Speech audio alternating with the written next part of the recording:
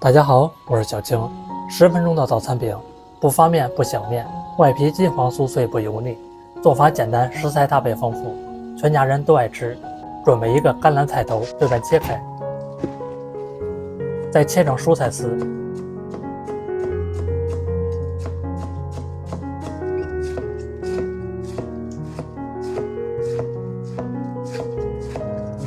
切好放入大碗里。胡萝卜再来半根，切成薄片，最后再切成细丝。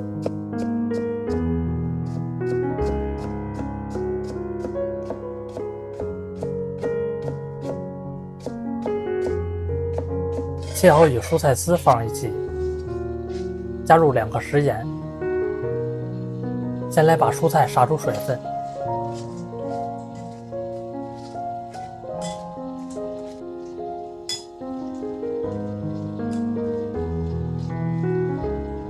加1个鸡蛋，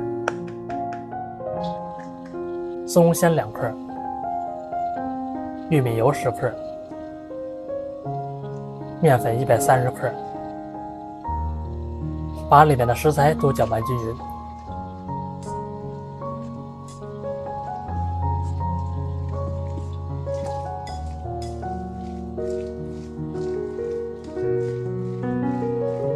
搅成像这样的菜糊就行。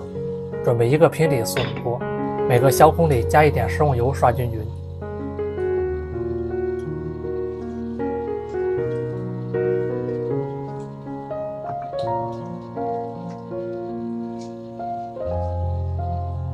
把菜糊平均放到每个小孔里，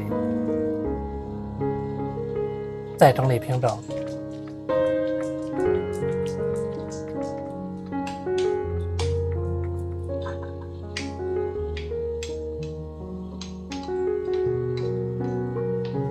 全都是用小火慢慢煎，一面煎到定型，再翻一个面。我每天都会分享一道家政美食食谱，感谢您在影片下方给我点个赞及订阅支持一下，非常感谢您。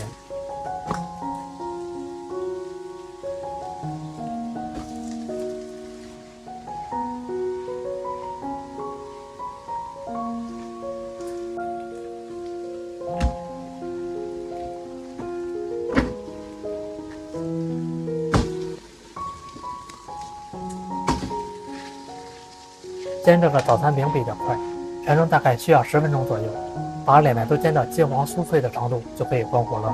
这样做来的蔬菜早餐饼很简单，吃起来也更香，外皮酥脆，里面柔软，搭配一杯牛奶营养翻倍。做法简单零基础，喜欢吃就赶快收藏起来试试吧。